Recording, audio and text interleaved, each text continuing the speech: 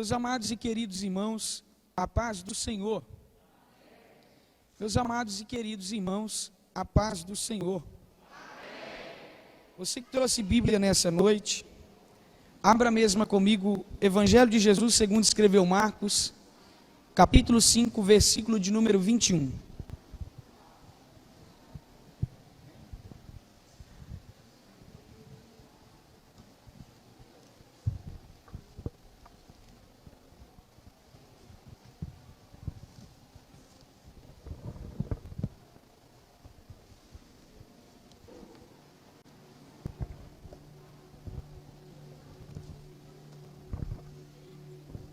Deus seja louvado por essa oportunidade, mais uma vez Ele nos concede de poder pisar em sua casa, adorar ao seu nome na beleza da sua santidade.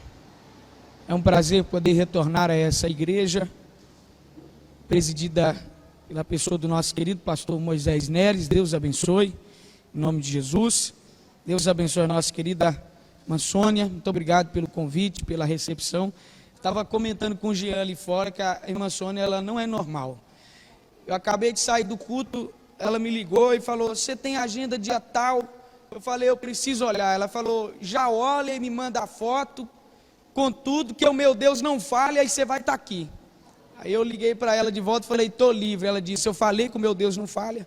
Deus possa continuar abençoando essa irmã, Deus possa continuar usando, prosperando esse trabalho, para a glória de Deus. Irmãos, quem encontrou Marcos 5, 21, diga amém. Eu estou aqui com alguns amigos nessa noite. Está aqui meu querido amigo, pastor presidente da Assembleia de Deus Restaurando Vidas, pastor Adalto Silva, está ali. Também é meu sogro, Deus abençoe. Gabriel Santos está ali, Deus abençoe. O Vitão está aqui em cima. Deus possa abençoar os meus amigos em nome de Jesus. Irmãos, só mais uma coisinha. Eu acho que a nossa querida Sônia já deixou os irmãos mais ou menos cientes. Ao fim desse culto, eu vou estar ali na porta com alguns materiais. Eu tenho ali alguns livros, cada livro sai no valor de R$30, cada tema. E se você não puder nos abençoar com o livro, eu tenho ali também uma rifa no valor de R$10. E o prêmio final dessa rifa é R$500. O sorteio vai acontecer dia 28 de fevereiro. Então você que puder nos abençoar, passe ali atrás. E não precisa ficar com vergonha não, viu? Deixa Deus te usar. Quem me entende, diga amém. Diz assim: e passando Jesus outra vez num barco para o outro lado, ajuntou-se dele uma grande multidão, e ele estava junto do mar. E eis que chegou um dos principais, ou o príncipe da sinagoga, por nome Jairo, e vendo a Jesus, prostrou-se aos seus pés, e rogava-lhe muito, dizendo: minha filha está moribunda. Rogo-te que venhas e lhe imponhas as mãos, para que sare e viva. E foi com ele e seguia a grande multidão que o apertava. E certa mulher que havia 12 anos tinha um fluxo de sangue, e que havia padecido muito com os médicos, e gastando tudo quanto tinha, não lhe aproveitando isso, antes ia de mal a pior. Ouvindo falar de Jesus, veio por detrás, entre a multidão, e tocou a orla da sua vestimenta, porque dizia: se tão somente eu tocar as suas vestes, eu ficarei curada. Versículo de número 39. E entrando, disse-lhe, versículo 36, e aqui a gente fecha, o 36. E Jesus, tendo ouvido essas palavras, disse ao principal da sinagoga: não temas, crê somente.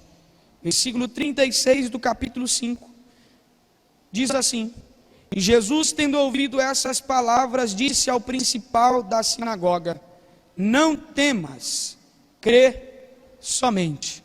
Quem pode dizer um glória a Deus? Podeis tomar o seu assento nessa noite.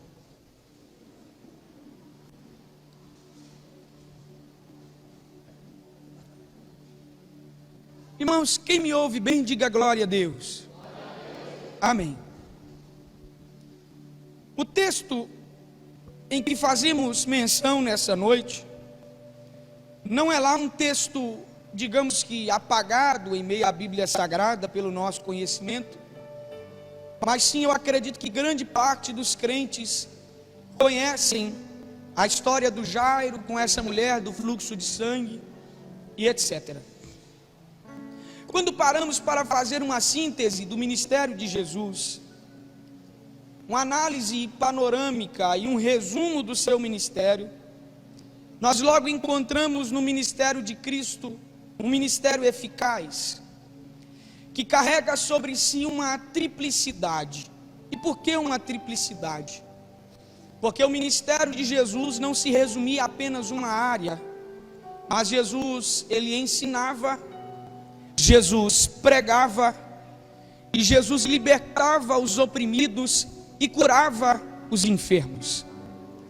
Verdadeiramente a profecia de Isaías, se não me falha a memória, do capítulo 61, e Lucas 4, a partir do versículo 17, quando lhe é entregue o rolo do profeta Isaías na sinagoga, e ele lê a escritura dizendo: o Espírito do Senhor está sobre mim, pelo que me ungiu a pregar o evangelho aos pobres.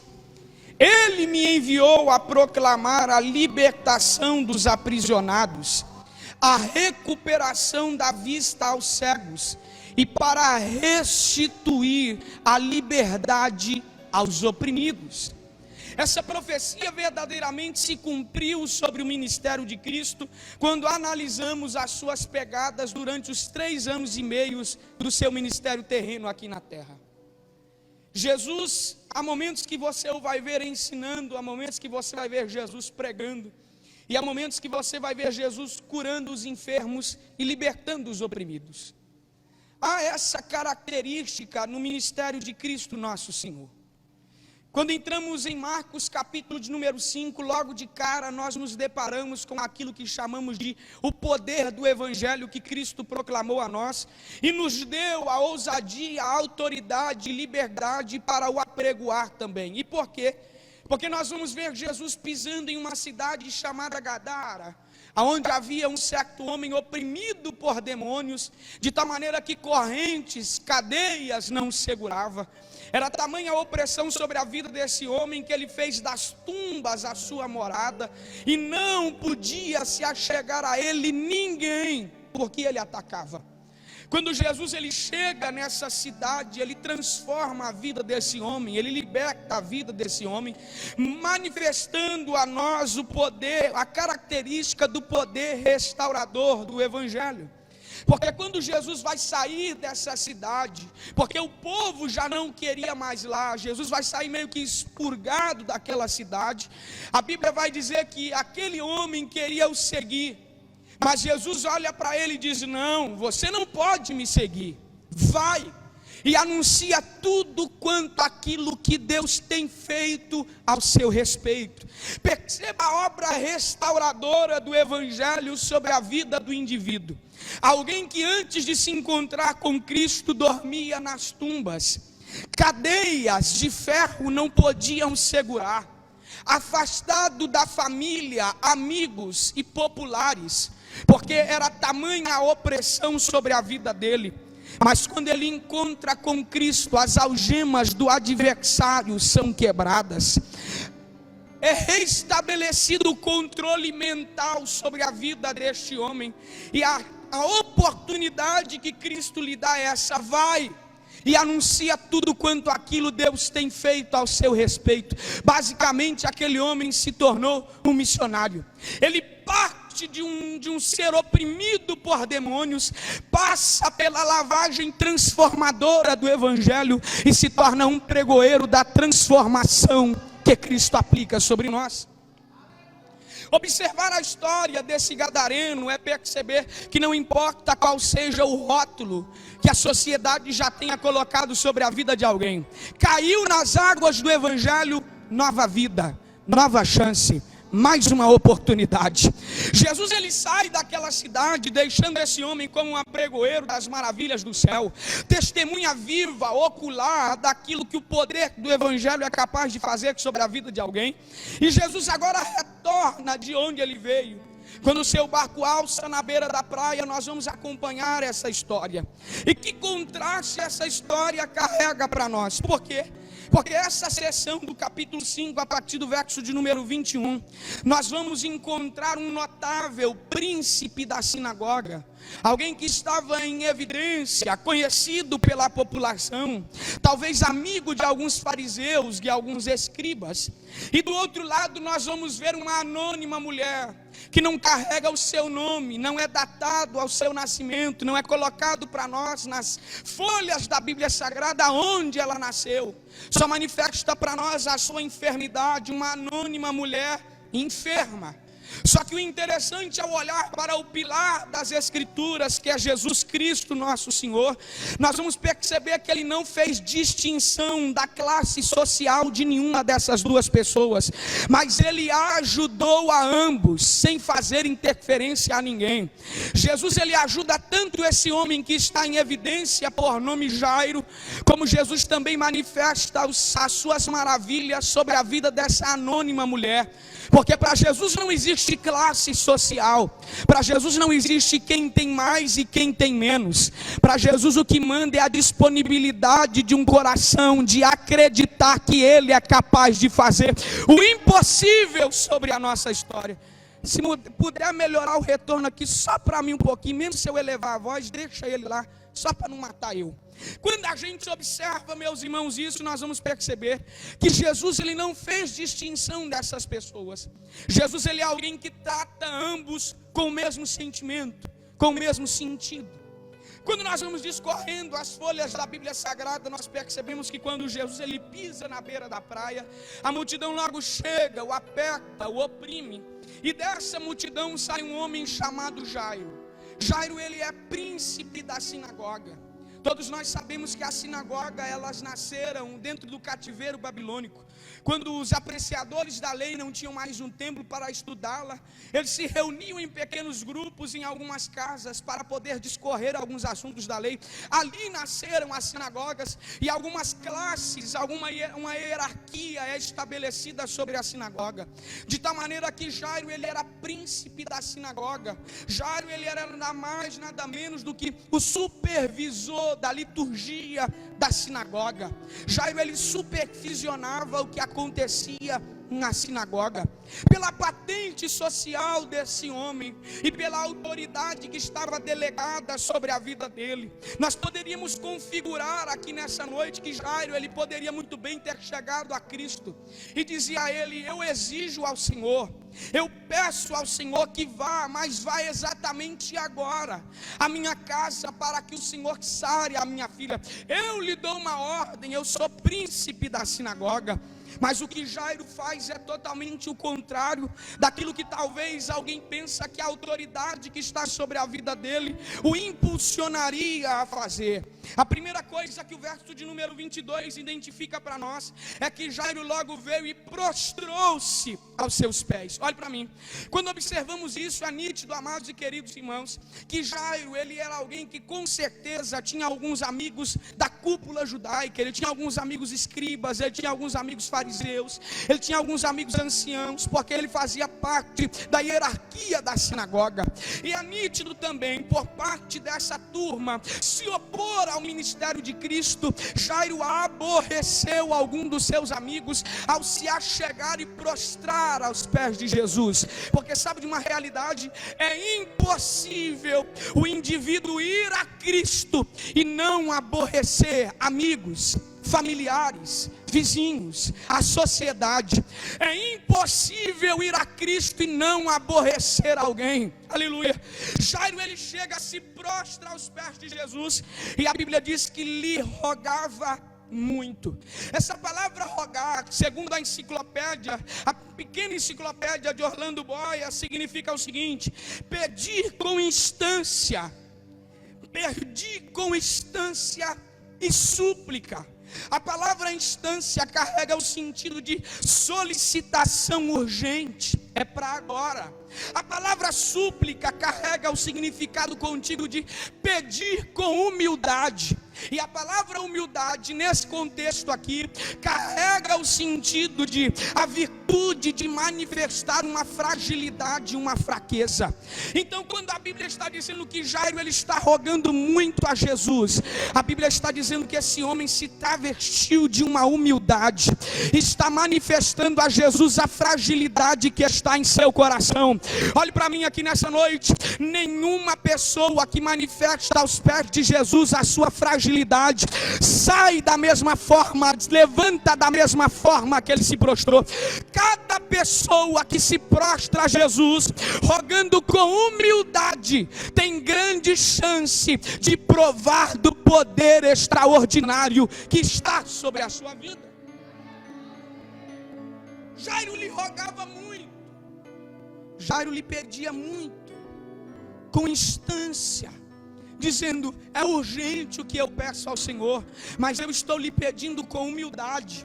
Vamos na minha casa para que o Senhor estenda as mãos sobre a minha filha que está moribunda, à beira da morte. Irmãos, todas as vezes que eu leio o versículo de número 23 com a Bíblia dizendo: e lhe rogava muito, logo identifica para nós uma insistência da parte de Jairo em pedir a Jesus que faça alguma coisa em seu favor, uma insistência muito grande, um brado muito forte. E isso nós podemos configurar sobre aquilo que chamamos de oração, porque oração não é pedir uma vez e se eu não obtive resultado eu largo. Oração é eu permanecer com insistência até que ele pare e atenda a minha petição. É por isso que eu gosto sempre de Mateus 7,7, quando Jesus ele vem descrevendo para nós algo interessante, dizendo: pedi e dar-se-vos-á, buscai e encontrarei, batei e abrir-se-vos-á. Quando a gente para poder fazer uma análise superficial desse texto, talvez a gente passe despercebido por algumas verdades que estão escondidas dentro dele. Primeiro, quando Jesus ele diz pedi e dar-se-vos-á, mas também quando nós paramos para poder observar em uma análise profunda, nós vamos entender que pedir a Deus alguma coisa não é uma tarefa fácil. Tiago escreveu na sua carta, interferindo para nós e nos alertando, dizendo: vocês pedem, mas não recebem, porque vocês pedem mal. Então pedir não é uma tarefa fácil. Buscar também não é uma tarefa fácil. Talvez eu fale com alguns homens agora, e eu não sei se você sofre desse mesmo problema, porque eu tenho esse problema. Eu chego em casa, coloco alguma coisa na minha cara, coloco a carteira lá, e de repente eu saio, quando eu vou procurar, parece que sumiu, desaparece. E a gente busca, e busca, e busca, e busca, e busca, e busca, e busca, e parece que a coisa sumiu, porque buscar não é uma tarefa fácil. A mulher da dracma perdida revela para nós que às vezes buscar requer de nós uma tarefa mais abrangente, requer de nós uma tarefa mais profunda do que a superficial que a gente está acostumado. Terceiro, batei e abrir-se-vos-á. Um belo dia eu estava meditando nesse texto, o Espírito Santo encheu meu coração e disse: quando você bate na porta de alguma casa, por mais que você esteja com pressa em bater nessa porta, não tem a ver com a sua pressa, tem a ver com a disponibilidade do morador em se levantar, abrir essa porta e te receber. Então, por mais que eu esteja dizendo: abre a porta, mas abre agora, abre a porta, mas abre agora, não tem a ver com a minha pressa, tem com a vontade dele em querer abrir essa porta. Mas o que eu mais me alegro nesse texto é que no verso de número 8 Jesus assegura para nós: por mais que pedir não seja uma tarefa fácil, por mais que buscar às vezes tenha que ser mais profundo do que aquilo que a gente está acostumado, e bater tem a ver com espera, Jesus assegura no versículo de número 8 dizendo para nós: porque todo aquele que pede recebe, todo aquele que busca encontra, e todo aquele que bate a porta se abre ao seu favor. Há uma insistência da parte de Jairo.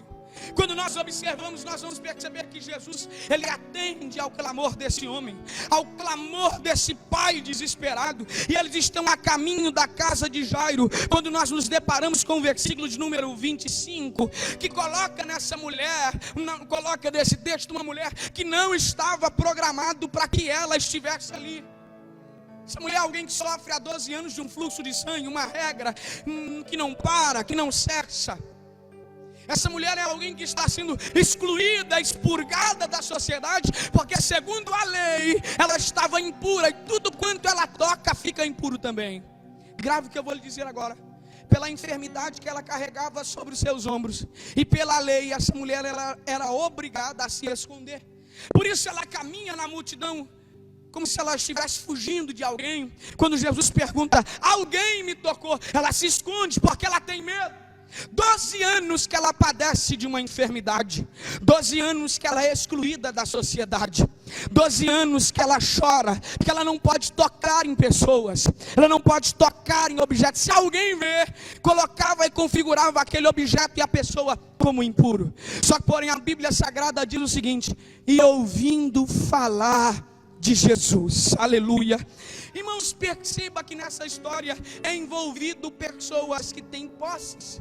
Essa mulher, por mais que ela fosse anônima, ela tinha alguma reserva financeira, porque durante 12 anos ela gastou tudo quanto ela tinha com a medicina, mas porém os médicos não puderam fazer nada ao seu favor. Contudo, ia de mal a pior. Mas perceba o que eu vou lhe dizer agora. Jairo com certeza tinha uma reserva financeira muito boa, mas isso não pôde salvar a sua filha. Olhe para mim. A mulher também gastou quantidade considerável de dinheiro para sarar a sua enfermidade, mas os médicos não puderam sarar a sua enfermidade.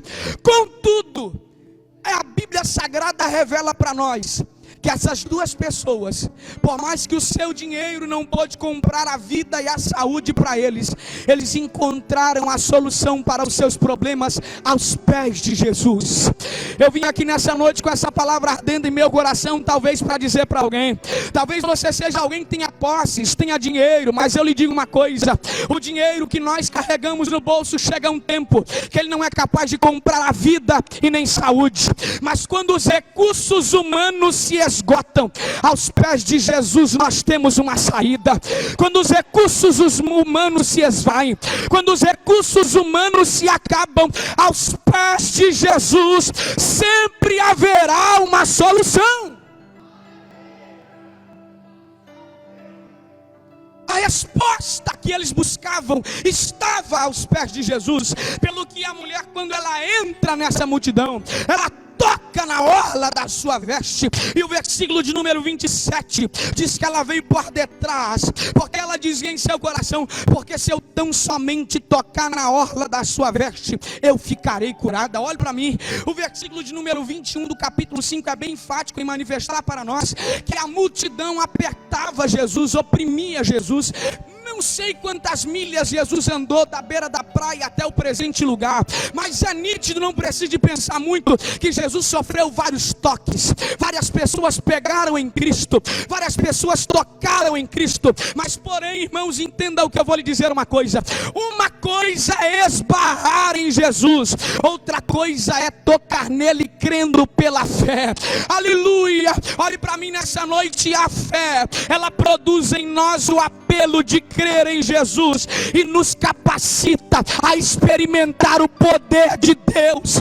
Aleluia! Jesus recebeu vários toques, várias pessoas tocaram em Cristo, agarraram a Cristo. Só que porém essas pessoas fizeram como muitas saem das suas casas nos nossos dias, tendo Jesus apenas como um mero objeto de culto religioso. Mas ele não é apenas um objeto para compor o nosso culto, dele emana poder para sanar qualquer tipo de enfermidade.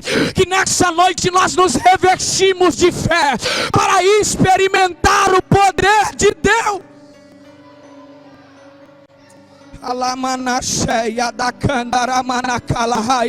Levante a tua mão no terceiro andar, por gentileza. A fé é o que nos capacita a experimentar o poder de Deus.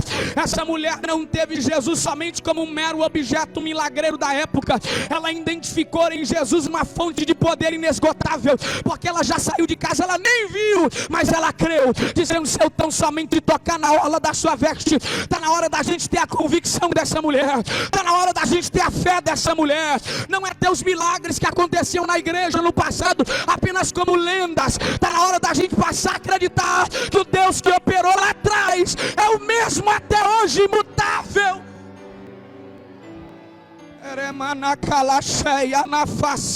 Olhe para mim nessa noite. O que está mudado não é Deus. O que está mudado é a nossa crença. É o tipo de fé que a gente carrega. Mas Deus nessa noite nos encherá de uma fé plena, uma fé genuína, para crer no poder de Deus.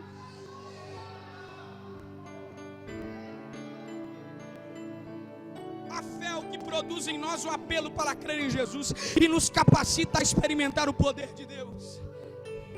Ela veio caminhando na multidão, espremida, mas de repente ela conseguiu alcançar o seu objetivo. Tocou na orla das vestes de Jesus, pastor Moisés, e a minha Bíblia diz no versículo número 29, diz o seguinte: e lá lhe secou a fonte. Todas as vezes que eu leio esse texto mexe comigo. E eu estou o dia inteiro remoendo essa palavra no meu coração, o dia todo, remoendo essa palavra aqui na minha cabeça. Logo se lhe secou a fonte, logo se lhe estancou a fonte. Porque sabe, na verdade, quando o poder de Deus vem de encontro ao homem, não interessa o que está acontecendo na sua vida, o poder de Deus trata o seu problema na raiz do objetivo. Olhe para mim, quando o poder de Deus vem de encontro à vida do homem, não importa quantos diagnósticos e quantos caroços de câncer ele carrega no corpo, ele não fará nenhuma dose de quimioterapia. Quando o poder de Deus vem de encontro ao homem, ele não precisa ir para clínicas de recuperação, se internar, tomar remédio na veia e ficar grogue para desintoxicar o sangue. Quando o poder de Deus vem de encontro à vida do homem, não precisa tomar coquetel para prevenir a AIDS, para restaurar a saúde. Quando o poder de Deus vem de encontro à vida do homem, ele restaura da raiz do problema até a ponta. É esse poder que está presente aqui nessa noite. É esse poder que está vindo de encontro à tua vida aqui nessa noite. Eu não sei se os demônios te afligem, eu não sei se as enfermidades te perturbam, mas eu sei de uma coisa: a fonte do problema está sendo tapada. Acabou. Eu sei muito bem quando eu estou pregando, e eu sei muito bem quando o Espírito Santo me ordena a profetizar. Levante a mão nessa noite, porque essa palavra não cairá ao chão, mas se fará valer sobre a vida de alguém. Nessa noite, a fonte do problema, a porta aberta do adversário, a fonte de trabalhos de magia negra estão sendo fechadas. O poder de Deus te toca nessa noite.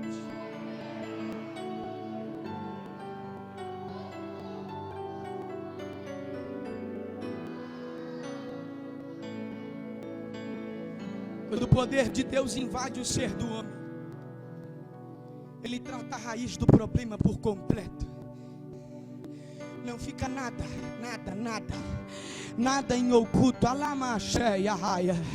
Não fica nada em oculto pelo poder de Deus. Quando o poder de Deus entra na vida do homem, ele passa no sangue, nas veias, nos órgãos, no cérebro, ele passa na retina, no globo ocular, ele passa nos rins, no coração, ele desce até o pâncreas, ele toca nos ossos.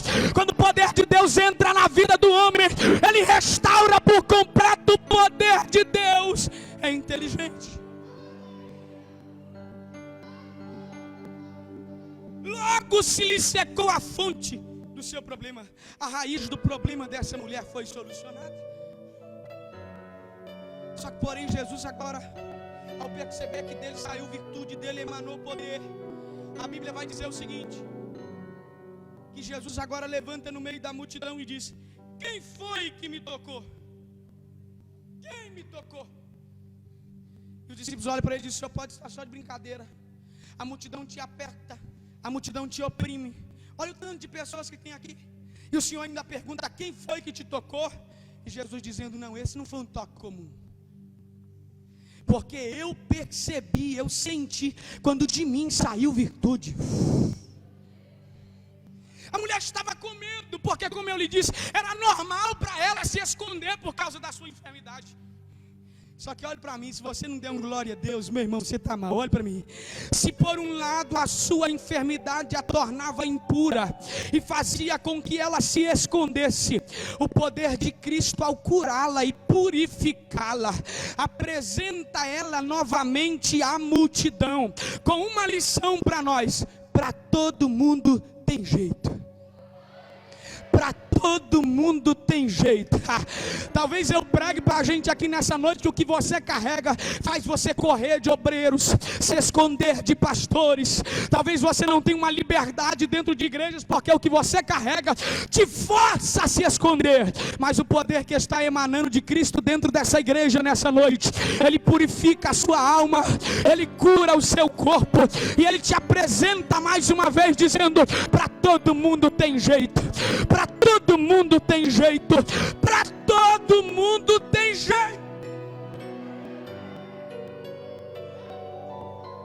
Talvez a medicina da época disse que para aquela mulher acabou. Talvez nem os seus familiares acreditavam que mais uma vez ela pudesse voltar a sorrir. Só que ela encontrou com aquele que é especialista em refazer histórias.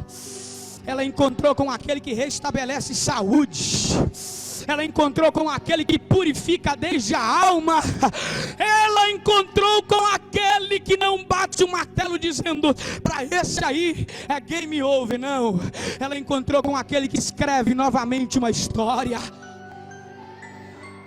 Oh, glória a Jesus! A mulher se levanta com medo, mas ela conta o que aconteceu. Só que o que eu acho mais interessante aqui é que Jesus não quer se estabelecer sobre a vida dessa mulher como mais um milagreiro. Jesus não quer se estabelecer sobre a vida dessa mulher como mais um curandeiro qualquer da época. Jesus quer se estabelecer. Jesus deseja ser mais do que um milagreiro na vida dessa mulher. Ele quer ser o Senhor da sua vida, o seu amigo fiel. Porque acima de curar as enfermidades que estão na sua vida, primeiro Ele quer se relacionar com você. O relacionamento entre o homem e Deus não pode paralisar quando eu alcanço aquilo que eu quero. O relacionamento entre homem e Deus deve continuar firme, seguindo em diante.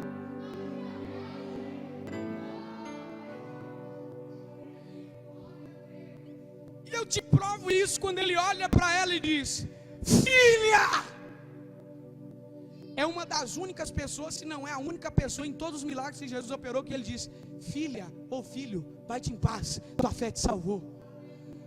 Porque acima dele restaurar a nossa saúde física, Ele quer ser o Senhor da nossa alma. Ele quer que você o chame de Abba, Pai. Ele quer que você enxergue nele uma pessoa mais do que um fazedor de milagres, mas um amigo presente em todas as horas. Olha para mim.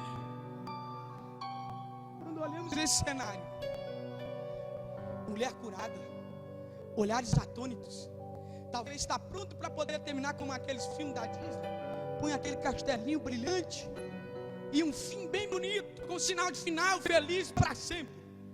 Só que porém tem um camarada do lado de Jesus que está esperando faz tempo, e a situação dele piora quando chega alguém lá da casa dele dizendo: para que você está incomodando Jesus? Tua filha já morreu. Eu imagino o Jairo levantando para poder falar alguma coisa quando Jesus pula na frente.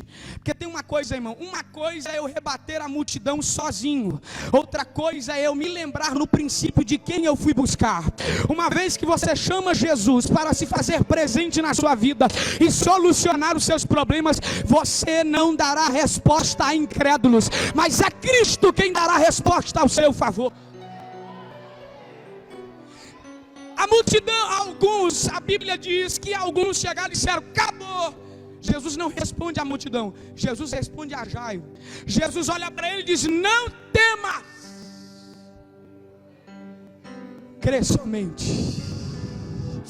Esse crer somente aqui, irmãos, Jesus estava dizendo mais ou menos isso aqui para ele: ô Jairo, você tinha algum tipo de fé quando você rogou para mim lá na beira da praia. Talvez, Jairo, essa fé ela foi aumentada ou ela foi incitada quando você viu o que acabei de fazer para essa mulher. Eu tenho uma palavra para você, Jairo: não desista, continua crendo. Eu tenho uma palavra para você nessa noite, homem de Deus, mulher de Deus: não desista, continua crendo. Pregador, mas a medicina diz que não. Não desista, continua crendo. Pregador, mas disseram que o meu casamento não tem jeito. Não desista, continua crendo. Pregador, mas disseram que o meu ministério faliu. Não desista, continua crendo. Pregador, disseram que as minhas amizades findaram e que eu nunca mais vou ser capaz de me relacionar com alguém. Não desista, continua crendo. A palavra dele para você nessa noite é: não dê ouvidos a incrédulos que zombam da palavra de Deus, mas se apegue a essa palavra e experimente do poder que verte de Deus. Não temas, crê somente. Você está com a Bíblia aí, versículo 37, diz assim: e não permitiu que ninguém daquela multidão seguisse, a não ser Pedro, Tiago e João. Quantas pessoas? Diga bem forte: 3. Diga mais forte: 3. Jesus seguiu viagem. Parece que Jairo acreditou na sua palavra. Houve um ânimo em Jairo. Ele ficou caladinho, porque os escritores não relatam para nós nenhuma palavra em Jairo. Ele foi caladinho. Quando eles chegam na entrada da casa de Jairo, era comum em velório se pagar pessoas, ou até mesmo pessoas que eram profissionais para isso, ou amigos mesmo, chorarem, prantearem o morto. E está aquela turma chorando, chorando mesmo. Jesus chega com toda a simplicidade, pastor Moisés, e diz o seguinte: o que é que vocês estão chorando? A menina não está morta, mas dorme. O que Jesus fez foi nada mais, nada menos do que apresentar a morte na ótica divina. O que Jesus fez foi nada mais, nada menos do que apresentar a morte na sua ótica. 2 cenários. Primeiro, você já parou para poder observar que Jesus nunca tratou a morte como morte? Mas em pelo menos 2 cenários, dos 3 cenários que ele ressuscita mortos, ele trata as pessoas com sono. Ele olhou para os seus discípulos e disse: aconteceu alguma coisa com Lázaro, ele está dormindo, mas eu vou lá despertá-lo do sono. Segundo cenário, Cristo está na cruz do Calvário. Quando ele vai inspirar, ele diz: Pai, a ti eu entrego o meu espírito, porque a morte não teve poder de matá-lo, ele se entregou. Olhe para mim aqui nessa noite. Jesus não trata a morte como morte, ele trata a morte como sono, porque a morte e a vida estão sobre o seu comando.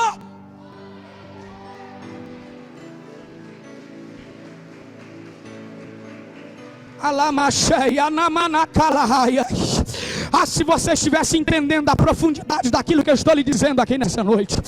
Se você estivesse entendendo a profundidade da mensagem que eu estou vos pregando aqui nessa noite. A morte para Deus não é o final. Nós configuramos a morte como ponto final da vida de alguém. Nós configuramos a morte dizendo: se morreu, acabou. Mas se tratando da ótica divina, ainda que esteja morto há 4 dias, se ele decidir, ele diz: vem para fora. Vem para fora. Vem para fora, vem para fora, vem para fora, vem para fora. A morte está sobre o seu comando.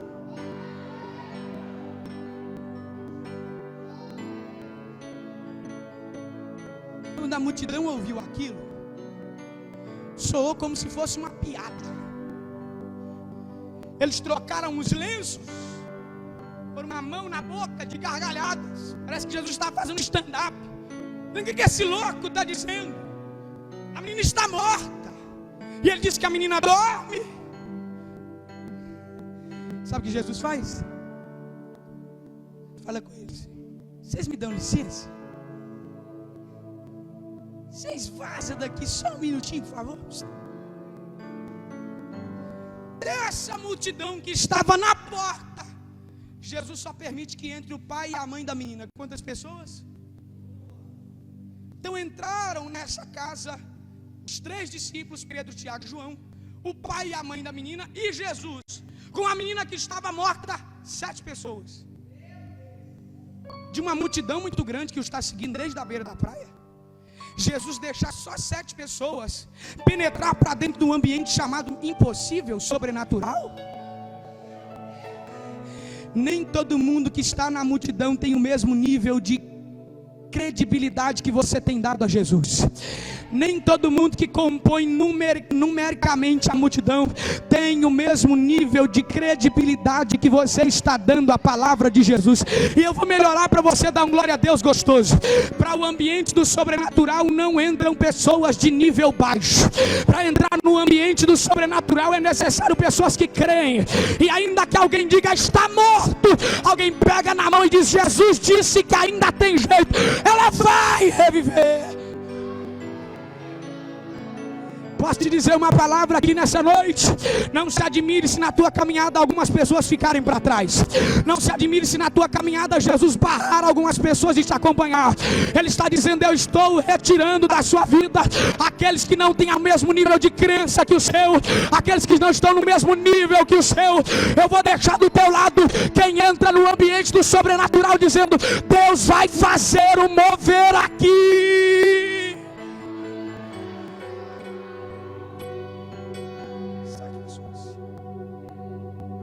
Jesus entra para dentro dessa casa.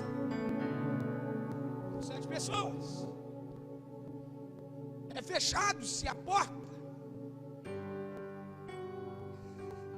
Talvez se fosse nos nossos dias, alguém está esperando Jesus entrar, daquela machada: menina, levanta. Só que ele é simples. Ele chega, pega ela na mão e diz: Talita cumi. A expressão quer dizer: menina, levanta-te. Menina abriu os olhos, levantou. Jesus olha para o pai e a mãe da menina e diz o seguinte: dá ela de comer. Porque achar que o milagre divino nos abstém da responsabilidade de cuidar daquilo que Ele está nos entregando, a gente está maluco. O milagre estabelece o impossível, mas o possível está na capacidade da nossa mão. Alimenta. Tem gente que acha que Deus abriu a porta de emprego para ele. Ele pode fazer o que ele quiser na empresa, que ele nunca vai ser mandado embora. Deus está dizendo: alimenta, porque senão morre de novo. Tem gente que acha que Deus olhou para ele e disse: você vai pregar, você vai cantar. Que outro dia eu estava em casa, aí eu peguei minha pilha de livro, fui estudar no quarto. Minha irmã estava lá, ela olhou para mim: o que você está fazendo com esse tanto de livro? Eu disse para ela: eu vou estudar para me pregar. Minha irmã não é crente, ela é leiga nessa história. Eu disse: mas não é Deus que fala tudo na sua boca, não? Eu disse: eu não vou estudar para eu ver se Deus fala alguma coisa. Mas olha para mim o que eu estou dizendo. Tem gente que tem na mão e Jesus diz para ele: eu vou te usar. Você vai pregar, você vai cantar. E ele acha que as coisas vão vir do nada para ele. Deus está dizendo: alimenta. O impossível é comigo, mas o possível é com você. Alimenta. Dá de comer a esta criança. Dá de beber a esta criança. Alimenta.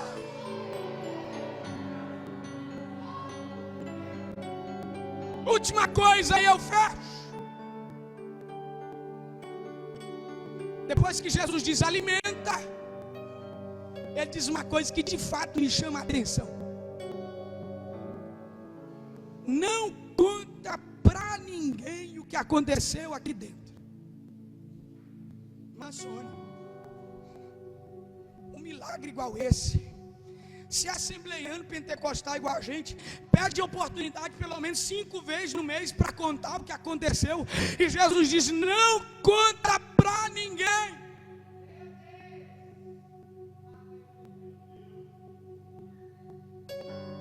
Lá fora tinha um tanto de gente que disse: Jairo, tua filha morreu, acabou. Só que lembra quando eu disse para você, enfático, alguns vieram da casa de Jairo dizendo: acabou. Mas só Jesus disse para ele: não temas, continua crendo. Porque nunca é sobre o número de vozes, é sempre sobre a voz que carrega a autoridade suprema. Pode vir bilhões de pessoas no mundo e dizer para você: acabou. Mas se o Todo-Poderoso se alinhar no trono, dizer para você: creia que ainda tem jeito, acabou. A numerosidade das vozes humanas não sobrepõe a autoridade de Deus. O mundo pode dizer não, mas se Deus disser sim, tem jeito. Olha para mim. E essas pessoas disseram: acabou. Mas depois que Jesus ressuscita a menina, ele diz: não conta para ninguém. Revelação. As mesmas vozes que disseram: ponto final, acabou, vão ser as mesmas que vão ter que conviver com a menina de Jairo crescendo e dizendo: não disseram que a menina estava morta? Está viva e crescendo. Olha lá, ó. Ai, de calacheia, namana calassuia. Talvez alguém olhou para você e disse: acabou, morreu, já era. Mas essas mesmas vozes vão dizer: está vivo e crescendo, está vivo e crescendo, está vivo e crescendo, está vivo e crescendo.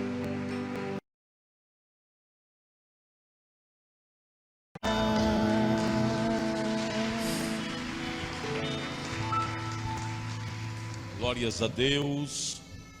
Eu vos saúdo com a paz do Senhor Jesus. Amém. Amém. Bem-vindos todos os nossos irmãos à casa de nosso Deus, à presença de nosso Senhor, neste culto de adoração, de louvor, neste culto de crescimento. Nós estamos funcionando com 1/3 da capacidade do salão. E vai crescer. Você pode colocar a mão no teu coração, porque com um pouco de voz que ainda me resta, eu quero orar com você agora.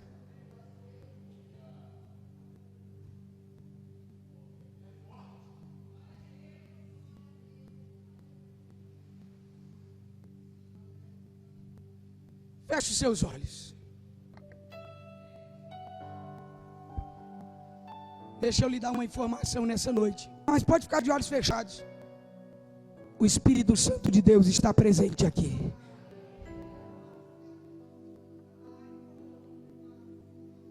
O Espírito Santo de Deus está presente aqui.